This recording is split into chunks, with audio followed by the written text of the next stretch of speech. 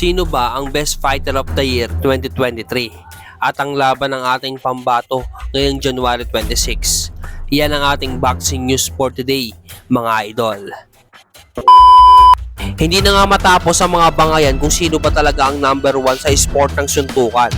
Dahil patuloy pa rin ang debate kung sino ba talaga sa kanilang dalawang undefeated at 2 division undisputed world champion, Terence Bud Crawford at Naoya Inoue, ang tatanghalin bilang number 1 Best Fighter of the Year 2023. Dahil hindi talaga sang-ayon dito si Crawford, sapagkat sa mga naging laban nito noong nakaraang taon ay pinagmukhang mahina lang ang Noy top 5 pound for pound and former welterweight champion Errol Spence Jr. At ayon naman sa side ni Naoya Inoue ay 2 beses po itong naging unified at naging undisputed sa dibisyon ng bantamweight at super bantamweight. Kaya ito ang basihan upang siya ang karapat-dapat sa nasabing award. Pero ang magiging problema dito ng monster ng Japan ay wala sa top 10 ang mga tinalo nito. Kaya ano sa tingin nyo mga idol, sino ba talaga ang karapat-dapat na maging fighter of the year?